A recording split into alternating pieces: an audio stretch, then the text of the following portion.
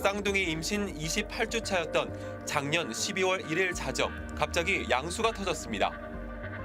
구급대원들이 전국의 대학병원 수십 곳에 전화를 돌렸지만 받아주는 데가 없었습니다. 서울행 제주도까지 리스트를 딱 뽑으셔서 다 전화한 걸로 알고 있어요, 저는. 최소 30개, 40개 아니었을까? 넘었어요. 네. 사실 저는 구급차에서 누워서 진통을 하면서 첫 번째 생각으로는 이제 아기들이 살 수 있을까? 만약에 저랑 아기들을 살려야 되는 상황이 온다면 일단 아기들을 먼저 살려달라 남편한테 일단 얘기를 했었고요. 사실 병원들은 의사가 없다고 했습니다. 우선 NICU가 없고요. 그리고 인력 부족이요. 선생님이 없다. 거의 그런 게 많고.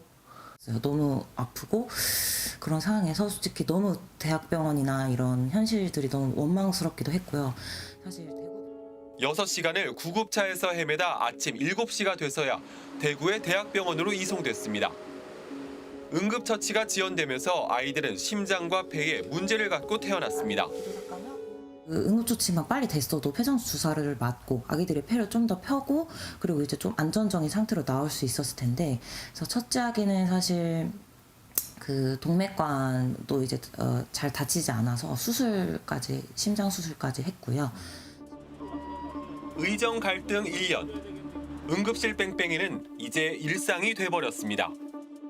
출동이 많은 센터의 경우에는 보통 10건을 나가면은 한 2건 정도는 두세 건 정도는 병원을 못 찾아서 진짜 이 사람은 병원을 꼭 가야 된다고 판단되는 부분인데도 못 가는 환자들이 발생하는 그 정도의 빈도가.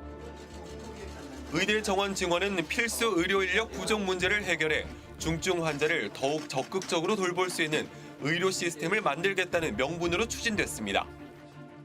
필수 의료가 벼랑 끝 위기에 놓인 가운데 정부는 지금이 마지막 골든타임이라는 절박감으로 그동안 시도하지 못했던 담대한 의료개혁을 추진하고 있습니다. 하지만 증원 문제를 두고 정부와 의료계의 기싸움이 시작되면서 전공의들은 병원을 떠났고 의대생들은 휴학에 들어갔습니다. 지난해 12월 윤석열 대통령의 비상계엄 선포 후 공포된 포고령 1호에는 전공의들이 복귀하지 않으면 처단한다는 협박이 담겨 있었습니다. 계엄령으로 무력으로 한다는 게 지금 21세기 민주주의 국가를 살고 있는 게 맞나라는 생각이 들었습니다. 전공의 집단사직 1년째. 의대 정원 규모를 논의할 의료인력 수급추계위원회 설치 법안은 이제 국회 보건복지위 소위만 통과했고 의대 학장들은 증원하기 전으로 정원을 되돌리자고 요구하고 있습니다. 의대 학장님들께서 이제 3,058명을 좀 건의를 해주셨고요. 교육부는 이에 대해서 의정 갈등을 위한 해소도 중요하지만 또 국민들의 다양한 의견 등을 고려할 때 사회적 대타협을 통해서 해결해야 한다 이렇게 좀 답변을 드렸고요. 출근하는 전공의는 아직도 10명 중 1명도 안 됩니다. 병원은 멈춰섰습니다. 6대 암 수술 건수는 17% 줄었고 간과 위암 수술은 20% 넘게 감소했습니다. 한시가 급한 암 환자들이 수술을 제때 받지 못하고 있다는 뜻입니다.